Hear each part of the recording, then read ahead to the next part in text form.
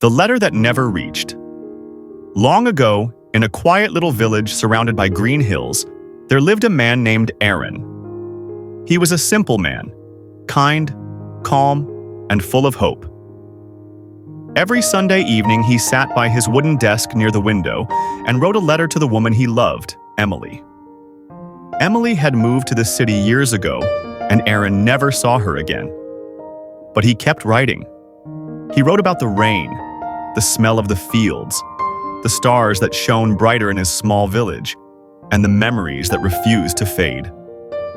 Every Monday morning, Aaron walked to the old post office and dropped the letter into the red box. Then he waited. Every afternoon, he would sit near his door, watching the road, waiting for the postman. But the reply never came. Days passed, then months, then years. But Aaron never stopped writing. He believed that love, real love, always finds its way, even if the world forgets. Time moved on. Aaron's hair turned gray, his hands became weak, and the letters became shorter. But his words were still full of warmth. One cold evening, when Aaron could barely walk, a knock came at the door. It was the postman, an old man now himself. In his hands, he held a small bundle of yellow torn envelopes. He said softly, "Sir, we found these in our old office storage. They were never delivered." Aaron looked closely. Those were his letters, hundreds of them, still sealed, still unread.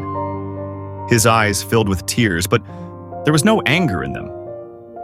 He just smiled faintly and whispered, "Maybe some messages are meant only for the heart, not for the hands." The postman stood quietly as Aaron placed his trembling fingers on the top letter and said, "These words never reached her. But maybe they reached God." That night, Aaron sat by his window one last time. The moonlight fell softly on his desk. He took out a final sheet of paper and began to write his last letter. It began the same way all his letters did. "Dear Emily, I hope you are doing fine." And when the morning came, the postman found Aaron still sitting there, with the last letter resting on his heart, a gentle smile on his face, the house that waited for her. At the far end of a small, quiet town stood an old wooden house. Its windows were covered with dust, and its walls had lost their color, but still, the house stood strong, like it was waiting for someone. No one had lived there for almost 30 years. Children passing by would sometimes whisper, "That's the lonely house, the one that still waits." But no one knew the full story, except for one person, an old gardener named Eli. Every morning, Eli would walk to the house with a broom, clean the porch, water the small plants that somehow still survived, and sit quietly on the steps for a few minutes before leaving. People often asked him, "Why do you take care of a house where nobody lives?" And he would just smile and say, "Because someone once promised she would come back." Many years ago, that house was full of life. It belonged to a young couple, David and Lily. David was a school teacher, and Lily was a painter. She loved colors, and she believed that every wall, every window, and every tiny corner of the house should tell a story. Together, they built that home with their own hands. It wasn't big or fancy, but it was full of warmth. On summer nights, music would play softly from the radio, and Lily would dance while David laughed and clapped. The old gardener, Eli, worked there even back then. He had seen their love grow like flowers in sunlight. But life, as it often does, changed too soon. One winter evening, a letter arrived. David had to leave for the city, for work, just for a few months. He promised Lily, "I'll come back before spring." And Lily, standing at the gate with a smile, said, "I'll wait for you, no matter how long it takes." Spring came and went, then another and another, but David never returned. No one knew what happened to him. A train accident, some said. A letter lost, others whispered. But Lily refused to believe it. Every evening she lit a small lamp by the window, saying, "He'll see the light and find his way home." Eli would see her sitting there, sometimes painting, sometimes talking to the empty chair across the table. And though years passed, she never gave up hope. One stormy night, Eli came running to check on her, but the house was dark.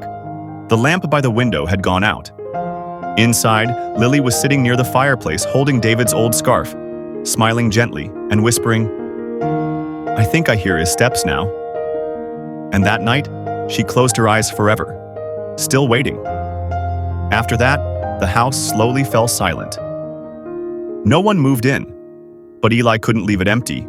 He kept visiting every day, cleaning the porch, lighting the lamp every evening, because somewhere deep down, he felt Lily still waited. Sometimes, when the wind passed through the broken windows, he could almost hear her soft laughter echoing inside. Many, many years later, a young woman arrived in town. She was an artist, and she said she was looking for an old house her grandmother once lived in. Her name was Grace. When she saw the old house, she froze. Tears filled her eyes. This is it," she whispered. This was her dream house. Eli watched quietly.